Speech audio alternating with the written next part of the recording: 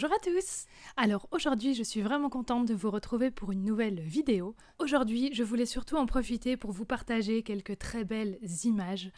Comme vous l'avez vu dans l'intro, on a eu, et je pense que beaucoup d'entre vous en France, Belgique ou même Allemagne ont eu vraiment de très beaux moments dans la neige début du mois de janvier. Donc voilà, je voulais vous partager ici quelques très belles images. C'est quelque chose qu'on aimait beaucoup avec Domino.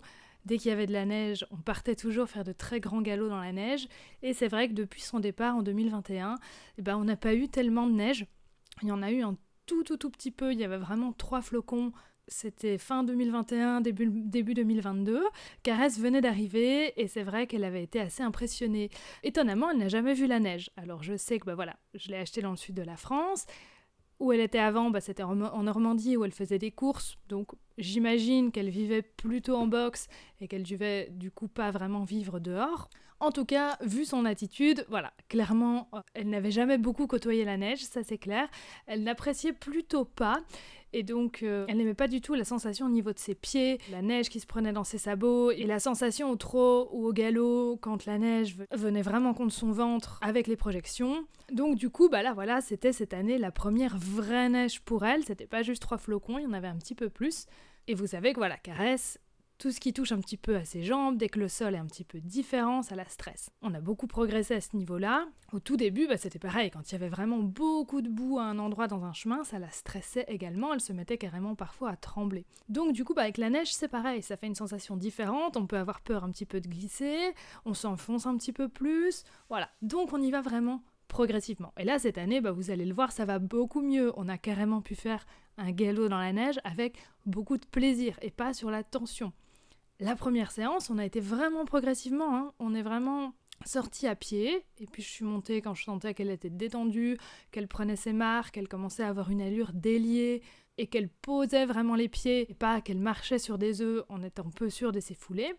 Et puis c'est pareil, lors de cette première séance où on est monté, déjà on a fait que du pas, et puis surtout, je n'ai pas hésité à descendre dès que je commençais à sentir qu'elle se tendait. J'ai pas attendu qu'elle me dise « descends » ou qu'elle commence à passer en défense. Je suis descendue. Toujours, on est progressif. Et je ne suis remontée que quand je sentais que tout était bon pour elle. Après, quand je suis montée, quand on a commencé un petit peu à voir les allures, je l'ai beaucoup encouragée avec la voix. Je ne la poussais pas avec les jambes, mais simplement je l'encourageais beaucoup pour lui montrer qu'elle était capable, pour lui montrer que oui, elle pouvait le faire. Et pour ça aussi, c'est très important d'amener de la décontraction, parce qu'un cheval tendu, il est tendu dans son dos, il ne fonctionne plus correctement, et donc, Caresse, on l'avait vu avec Magali Delgado, les trotteurs, c'est beaucoup comme ça. On a l'arrière-main d'un côté, l'avant-main de l'autre, et le dos, il est perdu quelque part au milieu. Donc voilà, pour un cheval qui fait vraiment un bloc, qui bouge d'un bloc, il faut justement cette décontraction pour que ce soit en plus plus confortable pour elle. De nouveau, on procède toujours de la même manière. Habitué à la neige, c'est comme habitué à n'importe quel objet impressionnant. On n'y va pas par envahissement. On met pas le cheval en présence de l'objet jusqu'à qu'il soit OK, parce qu'il se résigne et qu'il s'éteint, et qu'il comprend surtout que ses défenses ne fonctionnent pas. On empêche donc la complétion, on risque carrément le trauma en faisant ça, et donc le cheval, après, il se résigne, mais on ne lui apprend rien. Donc là, de nouveau, on va au rythme du cheval, on recule en cas de tension, donc là, c'est-à-dire on descend, on repasse à pied, on vient s'arrêter, on vient prendre le temps, et donc ça, cette méthode-là, ça fonctionne vraiment pour tout, et j'en profite pour vous rappeler que quand l'écurie sera finalisée, probablement ici fin de l'année, il y aura des stages également pour vous apprendre justement la vraie habituation, la bonne méthode pour décontracter votre cheval, et lui apprendre ensuite à aller au-delà de ce qui lui fait peur en allant à son rythme. Et donc je tiens vraiment à insister là-dessus, c'est vraiment pas un échec de descendre en balade. La plupart des cavaliers voient ça comme ceci, quand ils descendent c'est un échec, mais pas du tout. Quand la pression monte trop, on descend, on décontracte, et ensuite on peut remonter quand ça va bien. À la montagne, on descendait très régulièrement, déjà parce qu'il y avait des difficultés à passer et qu'on soulageait le cheval, mais également quand il y avait quelque chose qui pouvait un petit peu porter à confusion, un pont, etc., on préfère le passer à pied pour venir rassurer le cheval, et une fois qu'on a passé 10 ponts dans le calme, le 11e, ok, pourquoi pas, on peut éventuellement le faire monter si on sent qu'il n'y a pas de tension. L'idée, c'est toujours, quand on était à la montagne comme ça, l'idée, c'était clairement d'avoir un cheval qui tient sur la durée. Parce que si on commence à mettre des tensions au bout de 5 minutes de balade, 5 jours plus tard, clairement, Le cheval, il veut plus nous suivre. Et pour moi, c'est pas parce qu'on fait une balade de 2 heures qu'on doit avoir une vision différente et qu'on doit pousser le cheval. Il faut toujours partir dans l'idée de c'est comme si je partais 5 jours. Si déjà là, au bout de 5 minutes de balade, je suis en train de pousser mon cheval et de le forcer à passer au-dessus de ce qui lui fait peur, clairement, dans 5 jours, il me suivra plus. Et c'est pas parce que vous partez que 2 heures que vous devez réfléchir différemment. On va toujours à ce rythme-là, ce qui ne veut pas dire qu'on ne va pas passer des difficultés, à la montagne, voilà, on a clairement tout passé, mais on prend son temps pour les passer, pour les faire découvrir au cheval, pour aller à son rythme et pour surtout venir redécontracter. Comme monter. Il y a aussi des décontractions qu'on peut faire monter, comme le changement de focus, etc., quand le cheval s'inquiète sur quelque chose au loin. Par contre ici, comme c'était vraiment au niveau de la locomotion dans la neige, là clairement c'est beaucoup mieux de descendre en cas de tension pour lui permettre de retrouver un petit peu plus facilement son équilibre. Le cheval reste toujours un partenaire, qu'on soit à pied ou à cheval. Et ce qu'on veut, c'est que le cheval il soit autonome, qu'il devienne acteur, qu'il devienne actif. Et pas qu'il avance parce qu'il n'a pas le choix, parce qu'il subit. Il faut qu'il se porte en avance dans l'assurance et le calme. Mais un véritable calme, une véritable assurance, et pas quelque chose qu'on lui a imposé. C'est comme quand je vous dis, quand vous voulez apprendre à votre cheval l'immobilité, il faut qu'il apprenne l'immobilité par ce calme. Qu'il attende dans un calme profond et pas qu'il attende en bouillonnant à l'intérieur. Et là c'est pareil, je veux qu'elle avance en étant profondément sûre de ses pieds, en étant acteur, en sachant où mettre ses pieds elle-même, et pas parce que je la force à avancer en essayant de passer par-dessus sa peur. Idem, la dernière vidéo aussi, je vous ai expliqué la limite.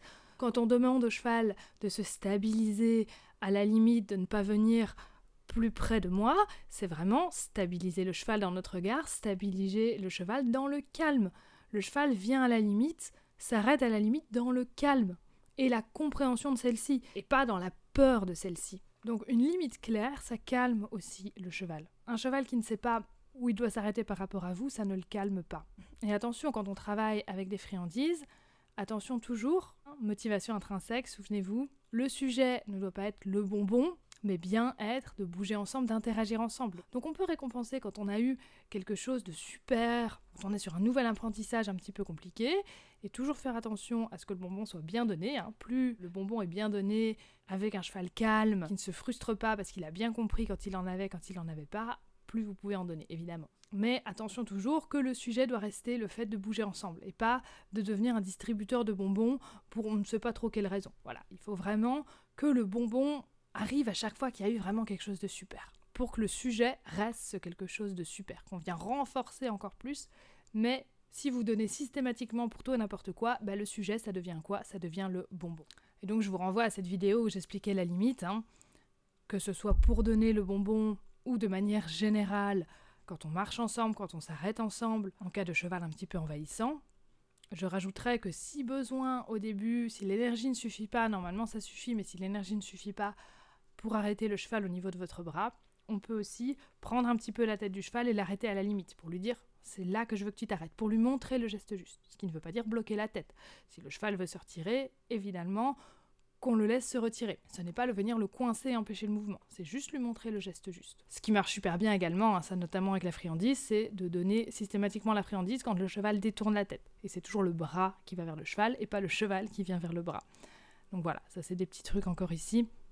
Et si vraiment vous avez un cheval qui a été très conditionné, très mal conditionné avec le bonbon, ou le sujet dans les séances c'était clairement le bonbon et il n'y avait rien d'autre, dans un premier temps, on peut aussi s'aider en donnant la friandise par terre. On veut toujours un geste en réflexion et pas un geste de façon mécanique. Et ça d'ailleurs, tout ce qui est petits jeux d'éveil, manipulation d'objets, ça permet vraiment justement d'apprendre cela aussi au cheval à s'autonomiser dans ses gestes, dans sa réflexion. On est toujours une aide pour le cheval, mais c'est le cheval qui fait. Et c'est pour ça que c'est d'autant plus important d'aller à son rythme. Et j'aime beaucoup vous remontrer aussi de temps en temps des erreurs que j'ai faites moi-même, parce que je pense que c'est des erreurs qu'on a un petit peu tous fait à un moment donné ou à un autre. Ça, c'est des vidéos qui datent d'il y a 4-5 ans. Et ici, clairement, on voit que je ne vais pas au rythme du cheval. Et clairement, en plus, je tiens ma longe beaucoup trop courte, ce que je vous dis absolument de ne pas faire, ce qui fait que je bloque complètement la fuite à la sortie du voile. La longe courte comme ça, c'est venir rajouter de la pression à la pression. Maintenant, Caresse, elle passe très très bien les voiles parce que moi aussi, j'ai changé complètement ma façon d'aborder les choses. Maintenant, on les passe dans le calme, à son rythme. Je ne la pousse jamais dessous et surtout, je ne retiens jamais la longe. Et on n'a plus jamais de passage, que ce soit pour Abantos ou Caresse, où mes chevaux passent rapidement comme ça sous quelque chose dans la fuite, parce que justement, on ne passe que quand le cheval est prêt. On prépare, on décontracte et on ne passe pas sur de la tension. Là, c'est clairement une erreur que j'ai faite. Je l'ai fait passer alors qu'il y avait des tensions, alors qu'elle n'était pas prête. J'ai pas été à son rythme, du coup, elle passe dans la fuite, du coup, c'est pas associé à du positif, du coup, derrière, en plus, je bloque la fuite, et on n'est clairement pas dans un passage dans le positif pour le cheval. Maintenant, je prends beaucoup plus mon temps avant le voile. On avance, on recule, on vient découvrir, on s'engage un petit peu, s'il faut, on recule même avant d'aller de l'autre côté, et on ne va de l'autre côté que quand on est capable d'aller dans le calme avec une longe complètement détendue dès le premier passage. Donc voilà, tout ce que je vous explique maintenant, c'est pour ça que je vous le remets dans le contexte aussi, voilà de là où on part, donc vous voyez que voilà, c'est tout à fait possible de changer sa façon de faire. Et ce qui aide beaucoup aussi, ça je vous en parle très régulièrement aussi, c'est de venir toucher. Voilà, les voiles, de venir toucher avec son nez, mais de venir aussi lui faire toucher avec le corps. Toucher avec le nez, c'est pas pareil que toucher avec le corps. Et venir toucher avec le nez, toucher avec le corps, c'est en combinaison toujours avec le regard. Si elle vient toucher, c'est qu'elle a le regard sur les choses. Si elle a le regard sur les choses, c'est qu'elle a l'esprit dessus. Et donc, ce qu'on a beaucoup travaillé aussi avec Caresse, avec Abantos, avec tous les chevaux que j'ai travaillés d'ailleurs, c'est toujours cette présence, de savoir poser leur regard sur les choses, et donc ensuite de savoir venir les découvrir dans le calme, venir les toucher avec le nez, venir les toucher avec le corps. Pour Abantos, pareil, là où on a beaucoup progressé pour les reculer sur les barres au sol, c'est parce qu'on a un cheval aussi beaucoup plus présent, qui est conscient donc que son corps, va venir peut-être buter un petit peu contre la barre au sol, mais qu'ensuite il est capable de l'enjamber, et on a un cheval qui ne se saisit plus parce qu'il est présent. Il est conscient de son corps qui touche la barre. C'est une manière de découvrir, toucher avec le nez c'est une chose, mais toucher avec la jambe c'est aussi une manière de venir sentir la barre, et c'est pas quelque chose qui fait peur. Pareil, quand on venait reculer sur les planches, ou sur un escalier de palette pour en descendre, c'est pareil. Tout est au niveau de la sensation et de la présence. Et pareil au niveau de la neige, tout est vraiment au niveau de cette sensation, il faut que le cheval s'habitue à cette sensation et vienne y prendre plaisir. Et là, pour toutes ces choses-là, important ici, ce que je vous dis, c'est que je vous parle souvent de la voie d'encouragement, où quand le cheval commence le mouvement, on vient encourager. Attention que la voie d'encouragement, on ne la place que si on a un cheval calme. S'il y a des tensions, on vient vider la tension, puis on remet le cheval dans l'exercice et on va venir encourager. Mais si on sent que le cheval commence à précipiter un petit peu et à passer par exemple sous le voile ou à venir commencer à faire un petit peu d'allure dans la neige pour Caresse, mais qu'on a un petit peu de tension, un petit peu de précipitation et que le trot, ça devient une allure de fuite, comme elle l'est au naturel, d'ailleurs entre parenthèses, et là, on n'encourage plus. On arrête, on redescend et ensuite on repart dans le mouvement. Et là, on vient encourager quand on a l'allure dans le calme. La voie d'encouragement, c'est toujours sur un cheval calme. On ne vient pas encourager la tension. Et donc là, de nouveau, attention à savoir lire les petits signes de tension. Et attention à nous aussi, à notre énergie à ce moment-là. Pareil dans la neige, quand on va venir trotter, galoper un petit peu, je vais me mettre un petit peu forcément en énergie haute. Pour le cheval comme pour l'humain, énergie est différente d'émotion. Énergie haute, c'est pas l'explosion émotionnelle. L'énergie n'est pas l'émotion. Et ça, pour Abantos, par exemple, c'est quelque chose qu'on a mis un petit peu de temps à dissocier, la différence entre énergie et émotion. Avant Abantos, quand il passait dans les allures, c'était tout de suite de l'émotion. Il était incapable de passer en énergie haute sans passer en émotion haute et en tension. On était littéralement dans une explosion émotionnelle à chaque fois. Le trot, le galop, c'était de la fuite, et rien d'autre. Et donc il a fallu lui apprendre petit à petit, de nouveau à son rythme, à associer ça à autre chose. Et côté humain, c'est pareil. Oui, on monte son énergie, mais l'émotion reste bienveillante, posée, positive. On monte le mouvement, mais l'émotionnel est calme. Et au niveau de l'énergie, il faut être capable aussi d'apprendre à la monter et la descendre consciemment et de manière rapide, de savoir switcher d'une énergie haute à une énergie basse très vite. Ça, les chevaux, ils savent très très bien le faire. Très important aussi à savoir quand on fait ce genre de choses, parce qu'on peut dire oui, mais alors s'il faut le refaire à chaque fois, non. Une fois que quelque chose est compris, il est compris. Le cheval est un petit peu différent de l'humain pour ça, c'est qu'il apprend beaucoup plus par association que par répétition. Il peut apprendre très très vite, même en une seule fois. Vous voyez mes chevaux en général, une séance suffit pour leur apprendre quelque chose de nouveau. Si on est juste et clair et progressif dans l'apprentissage, en une séance, on peut arriver à faire quelque chose. Surtout sur un cheval décontracté, le secret est toujours là. Un cheval qui est présent, qui est 100% là, ça peut aller très très vite. L'humain, par contre, il va falloir qu'il répète plusieurs fois pour pouvoir bien ancrer. Le cheval, une fois qu'il a fait les bonnes associations, c'est vraiment ancré. Et donc c'est ça aussi que c'est dangereux, parce que si on a associé avec du négatif, on est parti pour un moment avec du négatif, en sachant que ça, dans le cerveau humain c'est pareil, tout ce qui est empreinte d'émotions négatives, ça reste beaucoup plus ancré que tout ce qui est positif. C'est normal. En plus pour le cheval qui est une proie, et donc il doit d'autant plus se souvenir de ce qui a fait peur, et donc de là où il doit fuir. Et donc il a une mémoire beaucoup plus permanente en quelque sorte, ce qu'il a compris n'est pas oublié. Le cheval, il comprend plus au final qu'il n'apprend, entre guillemets. L'apprentissage équin est beaucoup moins basé sur l'automatisme, il est plus vraiment sur la recherche de la bonne solution émotionnelle et logique pour obtenir le bon résultat. Et c'est pour ça aussi que nos amis canadiens, notamment Sophie Côté, Equine Communication, qui nous parlent de la réécriture de la mémoire équine, ça marche très très bien avec les chevaux, beaucoup mieux qu'avec les humains, parce qu'une fois qu'on défait l'association, qu'on en refait une autre, ça peut rester vraiment très longtemps dans le cerveau. Et pour ça, je vous renvoie à la vidéo que je vous mets en lien ici, où je vous avais présenté tous les articles scientifiques qui expliquaient justement comment ça se passait au niveau du cerveau équin, de tout ce qui était réécriture de la mémoire, avec des expériences scientifiques, pas seulement sur les chevaux d'ailleurs, donc je vous conseille vraiment d'aller consulter cette vidéo et lire les articles en annexe parce que c'est vraiment très très intéressant. Et tant qu'on est dans les bonnes nouvelles pour 2026, je vous partage encore une bonne nouvelle. 2026, comme le dit le titre de la vidéo, commence vraiment bien avec notre cheval Ottawa, et vous allez comprendre tout de suite, c'est tout à fait dans la lignée de ce qu'on vient de parler avec les associations, la réécriture de la mémoire. Vous avez déjà vu sur plusieurs vidéos Lucie et son poulain Ottawa qui était à Long, qui avait vraiment fait un très très beau travail. Pendant le mois de décembre, on a mis un petit peu en pause le travail, parce que il y avait les fêtes, les plannings étaient très chargés. Et donc là, on a repris un petit peu en janvier. Et Ottawa, qui devait être avec un autre cheval, il y a eu quelques imprévus, et donc il s'est retrouvé tout seul. Et donc on a retrouvé, début janvier, un cheval avec les mêmes comportements pratiquement que Kilian. De nouveau, manque d'interaction. Ottawa, en plus, est un poulain, il est tout jeune, et donc c'est très important, d'autant plus les jeunes poulains. Dans un groupe de chevaux, les jeunes poulains, ils ont besoin de beaucoup jouer, de beaucoup interagir avec les autres pour pouvoir comprendre, apprendre les compétences sociales, vider leur tension également à mesure. Les étalons jouent beaucoup entre eux, notamment les poulains mâles vont beaucoup jouer aussi avec les étalons adultes. Ils vont apprendre notamment ensemble à gérer leur frustration. Et même ensuite, là pour les chevaux sauvages, quand on va avoir des groupes d'étalons célibataires, ils vont vraiment s'entraider entre eux par leurs interactions pour gérer tout ce qui est frustration, gestion émotionnelle, etc. Et donc dès qu'on n'a pas ça, on l'avait constaté chez Kilian, on a tout de suite des tensions qui montent, des comportements de substitution, etc. Et donc Ottawa était devenu un petit peu agressif, parce que c'était l'expression de ces tensions. Et donc là, on a fait une séance très intéressante avec Lucie.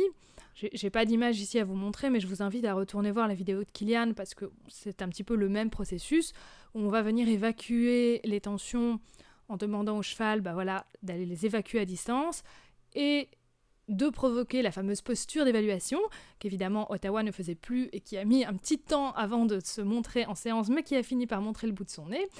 Cette fameuse posture d'évaluation, rappelez-vous, qui est la porte entre le stress et le calme. Et donc ça, c'est un mécanisme naturel qui permet ensuite, si nous également on fait les bonnes actions comme le ferait un cheval dans le troupeau, de permettre au cheval de repasser dans le calme. Donc on lance un petit peu le galop à partir de la tension, toujours pour montrer que c'est sur cette tension qu'on va venir réécrire justement une autre voie de l'évacuer, qui n'est pas l'agressivité, qui est plutôt dans la fuite, qui n'est plus bloquée.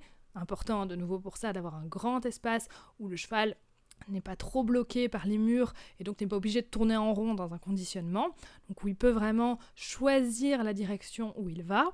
On fait ça le plus à distance possible du cheval. Au début, on peut se mettre un petit peu près, comme vous l'avez déjà vu dans mes vidéos, pour montrer que la solution est en avant et que la solution est de s'éloigner. Une fois que c'est compris, on peut se mettre un petit peu plus à distance, ce qui permet aussi d'avoir la posture d'évaluation, parce que si on est trop près du cheval, il ne va pas évaluer vers nous.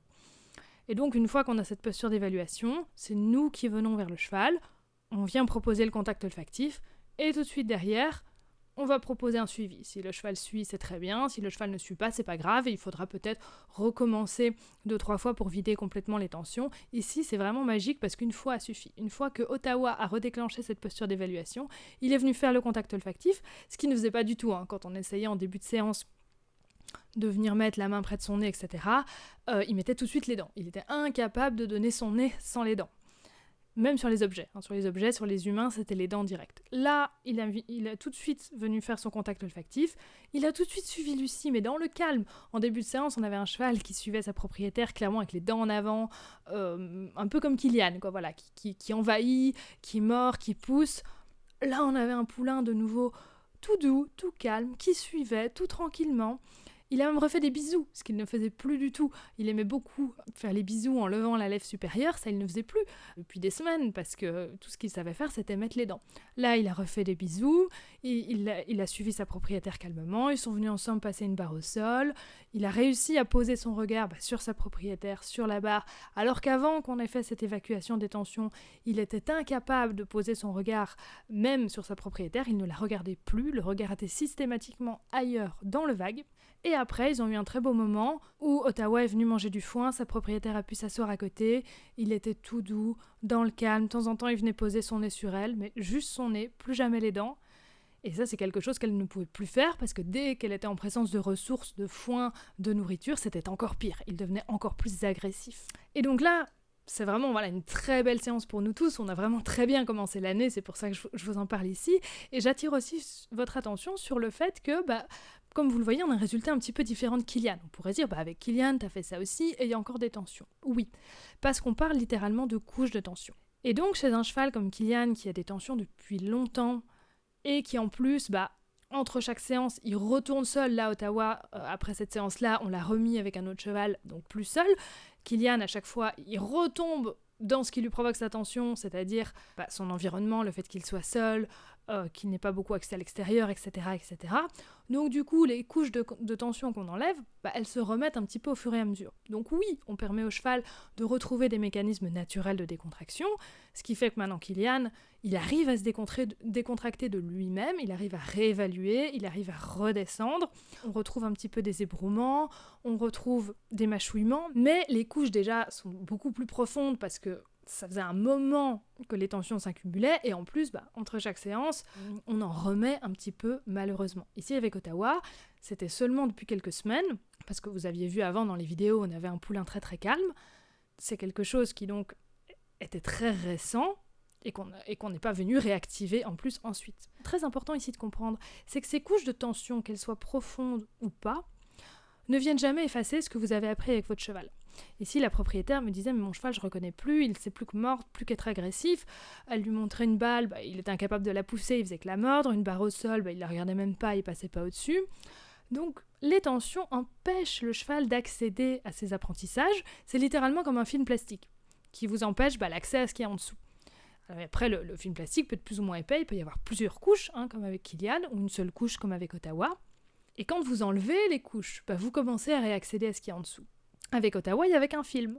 Donc, dès qu'on a enlevé ce petit film, le cheval retrouve accès à toutes ses connaissances et son plein potentiel. Et c'est ça qui est vraiment magique, parce qu'une fois qu'on a enlevé tout ça, c'est comme par magie, le cheval il redevient exactement comme avant. Il refait les bisous, il passe au-dessus de la barre, il donne son regard, il revient exactement là où il était avant. Et donc, cet exercice d'évacuer les tensions à distance, que je reprends un petit peu à ma sauce ici, c'est une façon de réécrire la mémoire.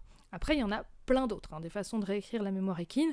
On en avait vu une autre dans la vidéo avec Abantos, où Abantos bougeait au montoir et que, toujours en pédagogie positive, j'avais pu réécrire littéralement sa mémoire à ce niveau-là, au niveau des mauvaises associations qu'il avait faites, pour avoir un cheval qui ne bouge plus jamais au montoir et qui voit ça vraiment de manière positive. Pas un cheval résigné et qu'on force à s'arrêter au montoir de nouveau parce que il n'a pas le choix, du coup qu'il le fait en bouillonnant, vraiment un cheval qui apprécie ce moment-là et qui attend tranquillement en liberté. Et à Banto, j'ai plus jamais eu un cheval qui bouge au montoir. C'est vraiment magique à quel point, et ça fait 2 ans maintenant que j'ai fait ça, et il n'a plus jamais rebougé une seule fois. Il a complètement oublié son ancienne association. Et donc là, pareil, je vous invite à retourner voir cette vidéo. La manière dont j'avais procédé, on avait procédé d'une autre manière ici, parce qu'il y a vraiment plusieurs façons d'arriver à cela. Et toujours, ici, je me base sur vraiment les articles scientifiques que je vous partage dans la vidéo que je vous ai mis en lien plus tôt. Et donc c'est vraiment magique à quel point le cheval, il retrouve littéralement ses apprentissages, il revient là où il était avant. C'est vraiment comme si vous effacez une sauvegarde et vous retrouvez la sauvegarde précédente où tout fonctionnait encore. Et donc ça, c'est vraiment lié à la manière dont la mémoire du cheval fonctionne. littéralement par association. Et quand on va au bon rythme, on peut réécrire quelque chose par-dessus. Et dans la lignée de ce que je viens de vous montrer là avec Ottawa, je vais vous montrer un petit peu comment ça s'est passé justement avec le cheval avec qui il va être maintenant au paddock, parce que justement c'est très intéressant par rapport à ce que je viens de vous expliquer là. L'intégration s'est fait vraiment progressivement. D'abord ils étaient chacun dans un paddock et ils pouvaient se voir au-dessus d'un fil. Ensuite l'intégration s'est faite avec un des 2 chevaux en longe en piste pour pouvoir réguler la distance au cas où il y ait un souci, et juste pour pouvoir les faire bouger ensemble un petit peu plus en proximité. On va en revenir tout de suite justement sur le sujet de bouger ensemble. Et qu'est-ce qu'on voit ? On voit que Ottawa est assez agressif et assez impoli avec son nouveau copain. Il est beaucoup au niveau du bouton 7. Je vous remets la référence ici de chez Horsepeak, les boutons de communication. Donc là, on est vraiment sur un bouton où on va parler de demander l'espace, on va demander la connexion et de mettre en place la hiérarchie. Pour la connexion, c'est quand c'est un toucher tout doux. Pour ce qui est hiérarchie, c'est un peu plus un toucher fort.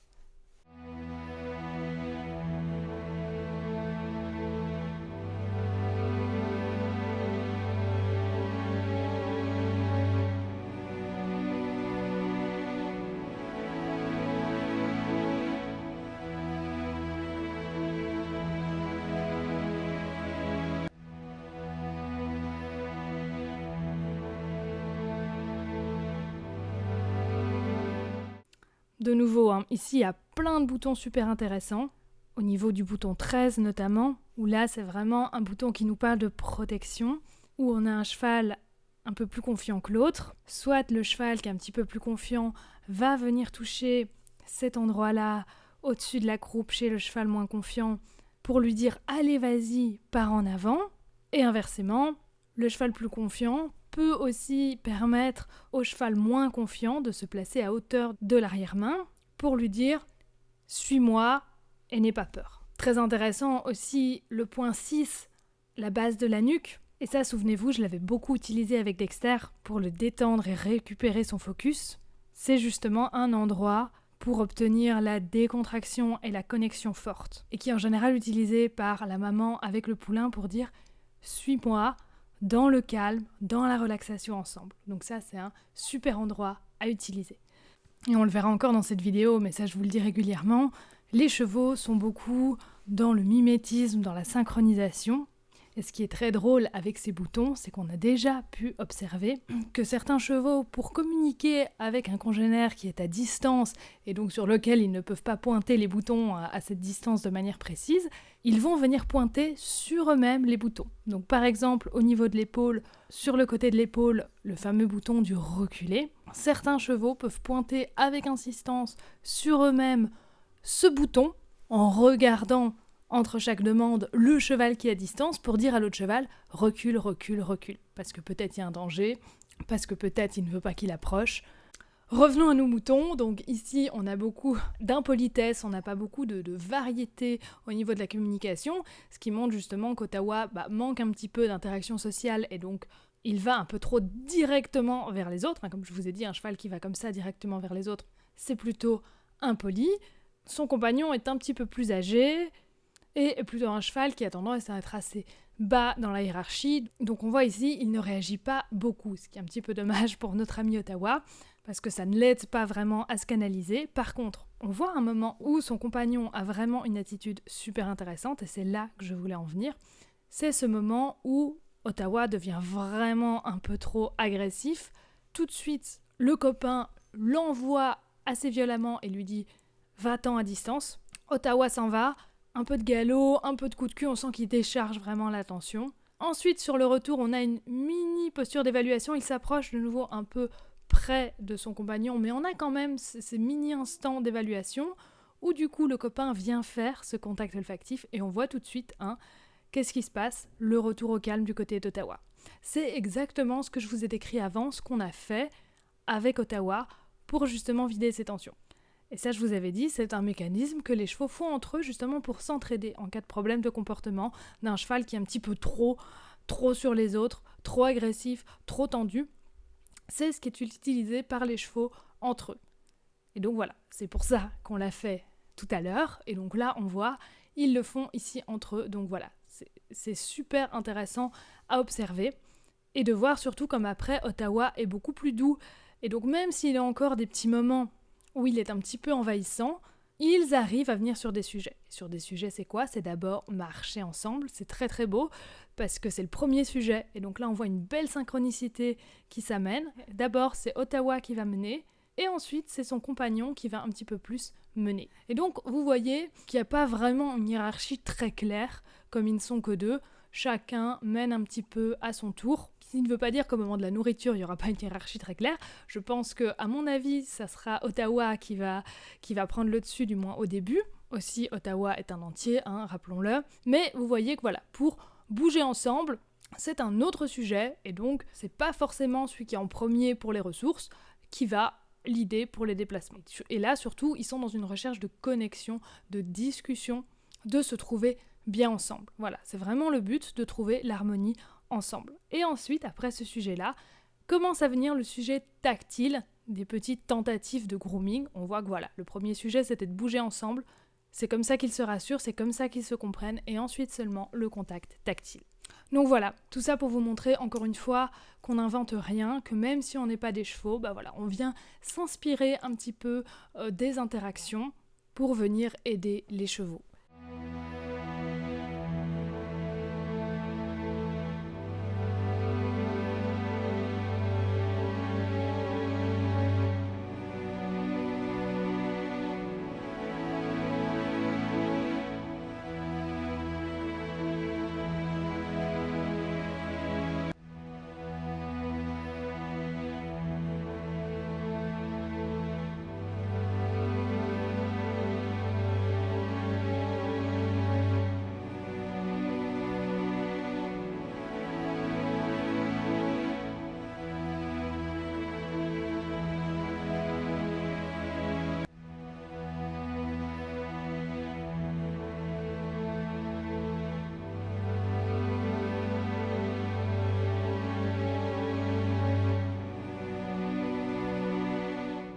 Et les comportements d'agressivité d'Ottawa envers l'humain, qu'on a commencé à régler justement comme expliqué tout à l'heure.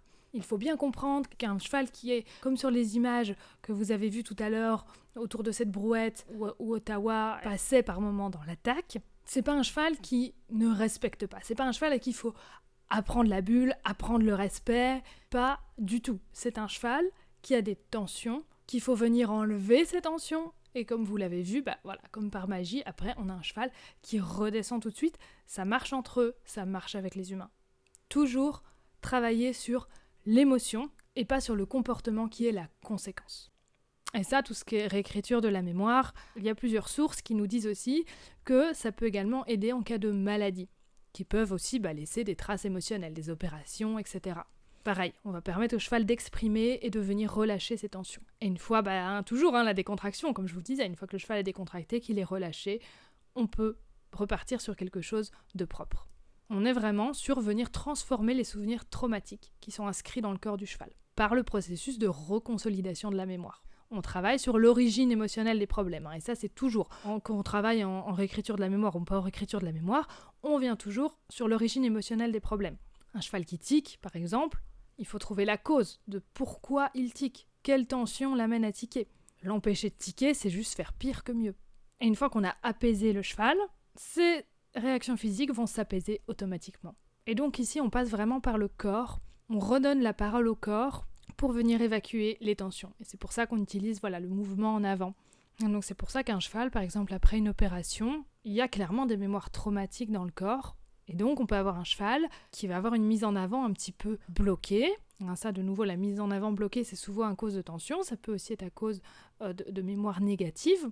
Là, ça va être plutôt parce que ça va réactiver la mémoire du danger. Et donc là, il ne faut surtout pas chercher à corriger la posture du cheval qui est lent, qui n'a pas envie d'avancer. Il faut venir au contraire réassocier le mouvement à du positif, toujours par cette idée d'approche-retrait progressivement, sans chercher à corriger directement l'attitude. Il faut vraiment venir travailler sur le système nerveux, sur le système émotionnel, pour faire en sorte qu'il n'y ait plus cette alerte au niveau du système émotionnel qui dise « attention, danger quand je me mets à bouger ».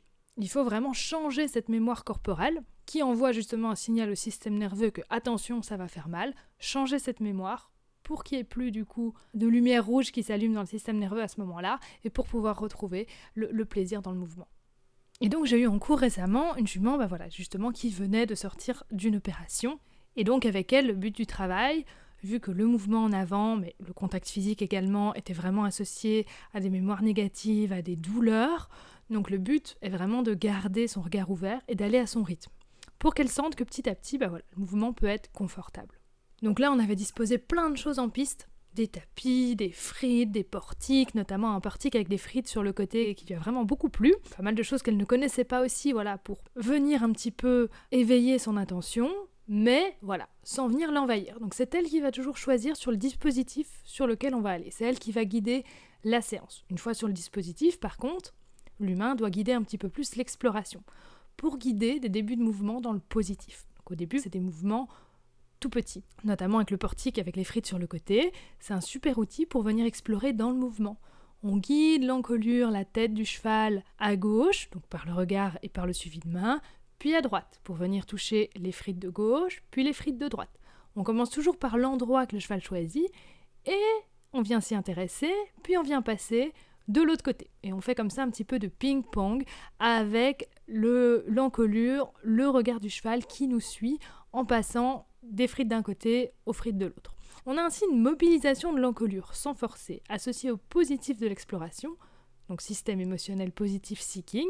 Petit à petit, on peut transposer ce mouvement-là au mouvement vers l'avant, on passe à gauche, on passe à droite et hop, on propose un petit pas en avant, mine de rien. Après ce passage, on voyait que la jument, c'est souvent elle qui initiait au final le mouvement pour continuer à marcher un petit peu en avant. Et c'est ce que l'on cherche, que ce soit elle qui nous emmène en avant et pas l'inverse. Parce qu'on avait un petit peu un cheval, du coup, qu'on devait tirer pour repartir en avant parce que c'était pas confortable. Et donc quand le cheval part en avant, on le suit, on l'encourage, et de nouveau, toujours par petites touches. Dès que le cheval se renferme, on repasse en proximité avec un petit jeu d'éveil, une balle à pousser, ou quelque chose que la jument aime bien. Et dès qu'on a à nouveau un cheval décontracté et présent avec une attitude un petit peu relevée, là, du coup, on va chercher un cheval qui est un petit peu plus, l'œil ouvert, l'encolure un petit peu plus haute, détendue évidemment, mais qui est un petit peu plus pétillant. Là, du coup, dès qu'on a ça, on va passer sur la marche en avant. Et dès que dans la marche en avant, on commence à avoir une attitude d'encolure basse, de cheval qui s'éteint, qui se renferme ou qui se tend, là, on vient repasser en proximité, à l'arrêt, sur un petit jeu pour venir un petit peu redonner de la motivation par le jeu. Et donc on varie les explorations pour chercher cette mise en avant dans le positif. Et je peux vous dire, à la fin de la séance, la jument a carrément emmené sa propriétaire dans le portique de frites. Elle avait une belle mise en avant d'elle-même. Et je vous mets ici le petit résumé et également en lien la source d'un article très intéressant qui nous parle de cette réécriture de la mémoire, du processus de désapprentissage dans le cas d'un cheval qui est bloqué dans le mouvement en avant, donc qui a un problème de manque d'impulsion, peut être résolu, toujours de même principe, en modifiant les circuits neuronaux responsables du comportement, donc en réactivant l'apprentissage problématique, c'est-à-dire quand on demande une accélération, et en faisant vivre au cheval une expérience contradictoire. C'est-à-dire que quand on demande une accélération et que le cheval ne répond pas, le cheval, il s'attend à avoir du stress, à avoir une pression supplémentaire, mais là, donc, le cheval vit une expérience complètement contradictoire à ce qu'il s'attendait à vivre. L'expérience réalisée par Sophie Côté et Sandy Lotart, elles encourageaient le mouvement naturel en avant du cheval, et dès que le cheval commençait à manquer d'impulsion, il mettait fin à la séance. Donc voilà, qu'on redisait un petit peu l'attente du cheval. Le cheval s'attendait à recevoir plus de pression, à recevoir plus de stress, et au contraire, il recevait du relâchement et une diminution du stress. Et en répétant ça 2-3 fois, il y a déjà le début d'une nouvelle prédiction qui se met en route dans la tête du cheval. Il ne s'attend plus à du stress. Et donc le cheval réécrit cet apprentissage de la mise en avant et qui permettait au cheval de retrouver cette envie du mouvement. Donc vous voyez, c'est exactement ce que je vous ai expliqué ici avec la jument qui n'avait plus envie de cette mise en avant. On n'a jamais poussé. Quand elle avait une belle attitude, hop, on disait encourage. On encourageait ce mouvement naturel, cette envie naturelle de se porter en avant. Et dès qu'on sentait qu'elle ralentissait, qu'elle n'était plus à l'aise, on arrêtait toute demande et on repassait sur un petit jeu agréable en proximité sans plus demander de se porter en avant. Et vous voyez ici qu'on a un schéma qui se répète. On procède vraiment avec ces affirmations des prédictions pour beaucoup de choses. Pareil quand je vous dis pour l'anxiété de séparation ou pour l'approche par rapport à de nouveaux objets qui peuvent être un petit peu effrayants. Dès qu'on a un début de tension, on montre au cheval qu'il y a une autre solution qui existe, qu'on peut revenir au confort et qu'il peut se laisser guider par nous. De nouveau, vous le voyez à travers tout ça, faire comprendre aux chevaux qu'ils n'ont pas le choix, ça rend juste les mécanismes de fuite inutiles, on passe dans le trauma, on pense souvent que le contrôle c'est la sécurité, pas du tout. Vous venez de plus en plus au contraire créer des alertes rouges dans votre système, dans le système nerveux du cheval. Par exemple, l'homme qui murmurait à l'oreille du cheval, moi quand je dis souvent que je suis comportementaliste, on me dit tout de suite « Ah oui, comme dans le film ». Non, clairement, dans le film, pour moi, c'est très très violent. On résigne le cheval pour le contrôler. Et c'est pour ça que moi, quand j'ai un cheval un petit peu rétif, première chose que je fais, c'est que je commence à le mettre en liberté, pour lui montrer que la fuite n'est pas bloquée. Je commence avec tous les chevaux, plus ils sont difficiles, plus je commence en liberté. Plus le cheval est facile, plus je peux commencer en longe. Vraiment, là où vous prenez le moins de risques, c'est en liberté, parce que le cheval a toujours la possibilité de fuir. À partir du moment où il pense que vous allez le bloquer avec la longe, même si vous ne le faites pas, mais à partir du moment où il a ça en tête que vous pouvez le bloquer, là, il peut devenir dangereux. Et donc, c'est tout un apprentissage, comme on l'a vu avec l'Arthos, avec Kilian, d'apprendre que c'est pas parce qu'on met la longe que la fuite est bloquée. Et donc voilà, pour éviter la résignation, il faut toujours veiller à avoir des contractions, motivation, si possible, le plus possible de motivation intrinsèque, alors un petit peu de renforcement négatif, positif, bien sûr, mais ça amène toujours un petit peu de conditionnement, et donc le plus possible de motivation intrinsèque, cette envie de bouger ensemble. Ça permet vraiment d'éviter de passer dans la résignation, également voilà, de passer par le jeu, parce que oui, on peut avoir du jeu positif, de nouveau ça on en a parlé. Donc oui, motivation intrinsèque, bouger ensemble, un sujet profondément cheval. Attention, le trot, le galop, à la base, c'est une allure de fuite pour le cheval. Et donc, c'est bien quand on commence un petit peu avec un cheval de demander un petit peu le trot, le galop à distance pour voir un petit peu comment il est. Et donc, de le faire partir un petit peu de derrière parce que c'est là que la pression est ressentie comme la moins forte. Voir un peu comment il est, voir aussi également s'il a besoin d'évacuer des tensions et de passer éventuellement par ce dont on a parlé tout à l'heure, d'amener le cheval à complétion. Mais si on voit que le trot est calme quand on propose ça, qu'il n'y a pas besoin d'évacuer des tensions, qu'il n'y a donc pas de danger pour nous non plus, il ne faut surtout pas continuer à demander le trot, le galop par derrière en poussant le cheval ou même en étant à côté, en faisant partir par une pression, sinon on continue à associer ce trot, ce galop à une allure de fuite. Et nous, ce qu'on veut au contraire, c'est lui montrer au cheval que ça peut être autre chose, qu'on peut partager ça ensemble, qu'on peut jouer, qu'on peut bouger ensemble dans la sérénité. Parce que si vous faites systématiquement par la pression, vous risquez d'avoir un cheval qui peut venir un petit peu fort sur vous parce qu'il est un petit peu dans cette fuite, dans cette défense quand il part. Et donc, on va essayer de suggérer ça, comme on l'avait fait avec le poulain Ottawa, avec le ballon, notamment, où on proposait au cheval de venir vers nous pour partager un petit moment avec le jeu d'éveil, et de vraiment de donner envie de ce trot, plutôt que de pousser pour avoir le trot. Ça, c'est vraiment une nuance très importante. Et d'un maximum, utiliser les clés de communication que le cheval connaît. Après, on peut tout à fait mettre nos codes à nous, l'emmener dans notre mode d'humain, le faire apprécier beaucoup de choses côté humain, le contact physique, etc.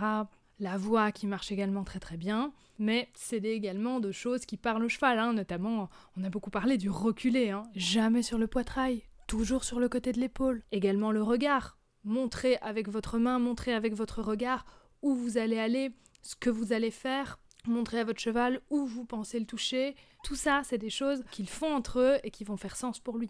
Également, un petit exemple aussi, si vous voulez apprendre à votre cheval à prendre un objet en bouche, par exemple, comme je vous ai dit, le mieux, c'est d'associer cela avec du jeu, et donc, sur la bouche du cheval, je vous remets le tableau d'Orspeak ici, qui nous présente le tableau avec les différents boutons de communication. Alors attention, ça dépend toujours du contexte, c'est pas on appuie sur un bouton et ça fait ça, c'est juste, ça donne une petite idée des zones de communication, mais on a un endroit sur la bouche qu'on peut venir toucher pour lancer un petit peu le jeu, l'association du jeu, de venir prendre l'objet avec sa bouche.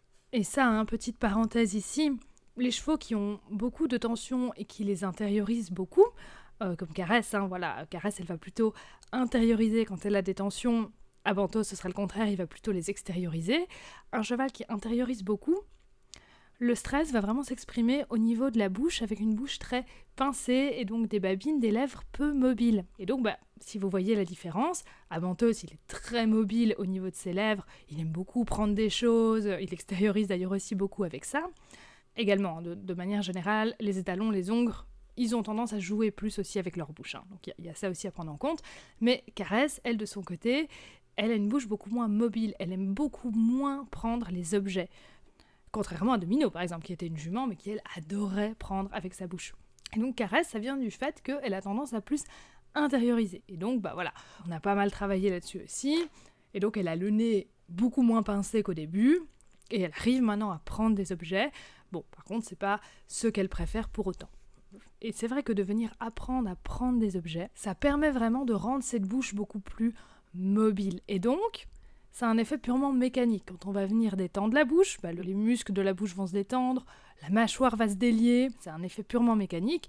Comme nous, quand on a la mâchoire verrouillée, de la détendre, on sent que ça relâche énormément de tension. Au niveau même, de manière beaucoup plus globale, au niveau de la nuque, etc. Donc on détend la bouche, on détend le physique, et donc, conséquence, le mental vient se décontracter. Et avec des chevaux comme ça, qui sont un petit peu crispés avec la bouche, et qui viennent tout à coup apprendre à prendre des objets, et à vraiment jouer mécaniquement avec cette bouche, on va se rendre compte qu'ils vont décontracter beaucoup plus facilement. Ils vont se mettre à bâiller, à mâchouiller, et à vraiment venir relâcher leur tension par là.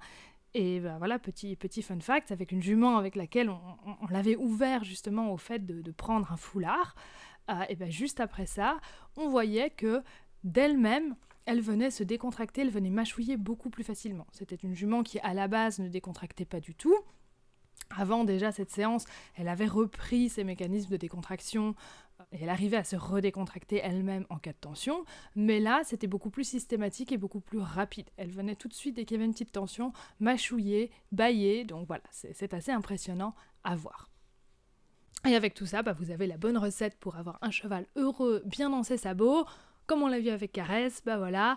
Maintenant, la neige, c'est super fun, il n'y a pas de souci, elle apprécie beaucoup, alors que si je l'avais forcée, elle l'aurait fait, mais elle l'aurait associé encore plus à du négatif, et la prochaine fois qu'il neige, elle se serait dit « Oh non, pitié !» alors que là, elle va se dire « Ah ouais, dans la neige, c'est fun, on s'amuse !» Et de nouveau, le cheval dans la nature, il va suivre l'individu qui est le plus qualifié, qui est le plus calme, qui a la plus belle qualité d'humeur, et pas celui qui crie le plus fort, Donc voilà, communication juste, mais de nouveau, pas de soumission. En sachant que tout ce qui est résignation, stress chronique, apprentissage émotionnel négatif, tout ça peut mener le cheval à des états dépressifs. Il y a beaucoup de chevaux en domestication qui sont clairement en dépression. Ça y est, je sais qu'il y a quelques années encore, on dit « la dépression, ça n'existe pas chez les chevaux ». Et bien sûr que si. Et ça, chez les humains comme chez les chevaux, la dépression, on sait maintenant que c'est plus lié forcément à un déséquilibre chimique, mais bien justement à des expériences, à des choses qui ont été vécues. Donc voilà, bien faire attention de nouveau. Donc voilà, petit rappel ici pour bien commencer l'année, bien faire attention à la manière dont vous présentez les choses à votre cheval. Donc voilà, j'espère que vous avez apprécié ces belles images et que vous avez quand même appris encore quelques petites choses avec nous. N'hésitez pas à me dire en commentaire, vous de votre côté, comment l'année a commencé. On vous réserve de très très belles choses encore pour cette année. J'ai hâte que les chevaux arrivent également dans leur nouvelle écurie à Libramont. Ce sera probablement plutôt pour fin de l'année. Mais d'ici là, vous verrez évidemment l'avancée des travaux. Et quand je serai à Libramont avec les chevaux, là voilà, il y aura vraiment des vidéos qui seront vraiment nouvelles. On vous fera participer au stage, à la découverte des nouveaux environnements. Il y aura beaucoup de nouvelles choses. J'ai vraiment hâte de vous faire découvrir tout ça. Et bien voilà, comme d'habitude, je vous attends en commentaire pour discuter de tout ça. Un petit pouce bleu, ça fait toujours plaisir. Et puis surtout, abonnez-vous. À bientôt. Merci.